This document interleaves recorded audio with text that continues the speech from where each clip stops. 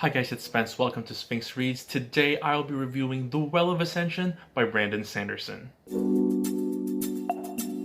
The Well of Ascension is the second book of the Mistborn trilogy, The First Era. If you have not read the first book, The Final Empire, or also known as Mistborn, I'll have a link to my review for that in the cards as well as in the description. But jumping into what this book is about, so in The Final Empire, Vin finally defeats the Lord Ruler. And if you recall, the Lord Ruler tells her that she doesn't know what she had done by killing the Lord Ruler and thus removing some kind of protection for this world. So the premise of this story has kind of a what now question. Elend is now king, Vin is kind of his bodyguard, the crew is kind of helping out Elend fulfill his duties, but also something happens. A siege takes place in the kingdom that takes place for pretty much the entire book. Because I enjoyed the ending of The Final Empire, I went into this book already invested in this world and the characters, and it was so nice to see that we were exploring more of the layers of the characters' personalities. We get to know the crew members a lot more individually all throughout this book.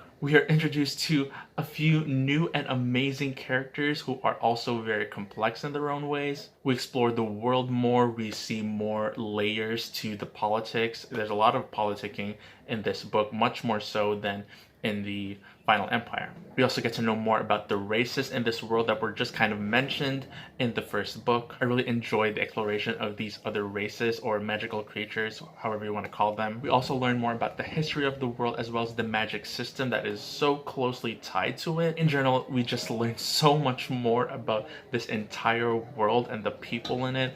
And honestly, I was just invested in it and I loved learning more about literally everything. It may sound like a lot, it may sound like overwhelming, and you may be worried that there are info dumps, but honestly, there weren't. Each new layer or aspect of the story or the world or a character, for me, were just like revealed so perfectly and presented so well, and they were very easily understandable. Like, if you know me, I have a small brain and I can't grasp everything immediately, and I honestly loved this book. I didn't feel that it was info dumpy or had endless descriptions of anything. It just was perfectly paced. Apparently, it is a very unpopular opinion that I had about the first book, that I felt that it had a very slow, dragging pace at the beginning, and then everything just started happening towards the end. Apparently, a lot of people think that the first book was already perfectly paced, so to each his own.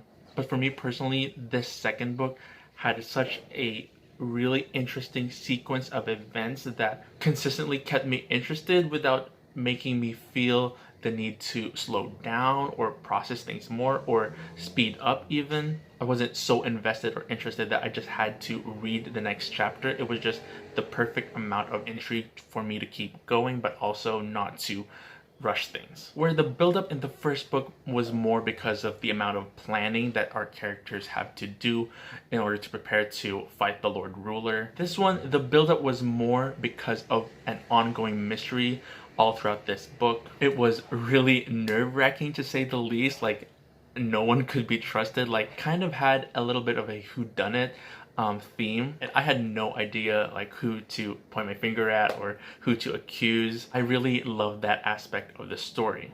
Now, in the first book, I really loved Vin. Even though she's obviously a very morally gray character, she's very complex, she has to deal with a lot of emotions. I felt that to some extent, I really understood her, I saw where she was coming from. But in this book, I found her to be a little bit annoying. At times, she makes a lot of decisions that are really hasty and just really made me irritated with her. But at the same time, all of her decisions and her thought processes felt very real and raw. So I feel like it was a case of, I think that this is very realistic, but that doesn't mean I like you necessarily. Speaking of characters, a little bit of story time. Halfway through this book, I messaged our Discord for the Crab Along. All the information for that will be linked down below. I told everyone on there, you know what's ridiculous? Is that I'm just halfway through this book and nothing big has really happened, but I am very close to crying just because I care so much about the characters. Just seeing them go through their individual struggles and having them go through this whole mystery and this whole problem because of the siege just had such an impact on me that I just wanted the best for every single character in this book. There are a few that I didn't care for I didn't care for yet, but for our main cast, I just absolutely grew to love them so much more in this book. Where in the first book I had a hard time kind of distinguishing the different characters, especially the crew. Like I said earlier, I just really have learned to appreciate them more individually. I do have kind of just one main hiccup about this book. It's not really a complaint or anything, or it's not really something I didn't like necessarily. It was just that, so in Brandon Sanderson's books, there is a term called the Sanderlanche, where a good chunk of the first part of the book is really just mostly build up, but then when you hit the quote-unquote Sanderlanche, everything just happens all of a sudden, and there's just like a series of events that just like reveal a lot of stuff and affect the characters and you as the reader immensely. And I felt that this book, while it did have a Sanderlanche, I mean, I could still call it a Sanderlanche, it didn't impact me as much as any of the other Cosmere novels I've read so far. Apparently, this is an unpopular opinion because when I said that in the Discord, everyone was shocked. Everyone thought that, wow, like you think Elantris's and Warbreakers, Sanderlanches were much more impactful than this one? And I was like, yeah, I really do feel that. There were still a lot of scenes where I felt that Sanderson, in his natural fashion, really played with my emotions. There was still that, and even the ending just had me audibly gasping. But none of the events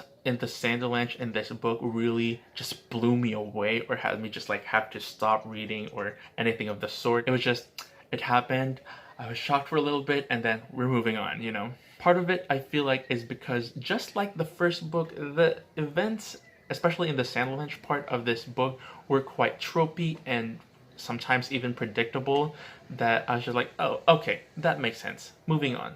I still really did like this entire book. I was just maybe expecting a little more impact emotionally towards the end. Overall, I don't really have any strong feelings, either positive or negative, for this book. It's really odd because I rated this 4 stars on Goodreads and Storygraph, whereas I rated the first book a 4.5, which is kind of weird because I only loved so much the last part of the first book, whereas I loved this book more consistently all throughout. I guess a big part of my rating is just how much emotional impact a book has on me, and this, while I did love this book and I did love the exploration of the world and the characters, it did not have much of an emotional impact on me. But that is it for my review of The Well of Ascension by Brandon Sanderson. I am taking a pause from the Mistborn trilogy, and I'm currently now reading The Arithmetist, which when I finish, I'll have a review. But I'm so excited for the last book, The Hero of Aegis. I've heard so many good things about it. I've heard that it's one of the best finales to a series that a lot of people in the Discord have read. Thank you guys so much for stopping by. If you like this video, please give it a thumbs up, and please forget to subscribe so that you can do it later, and have a great day.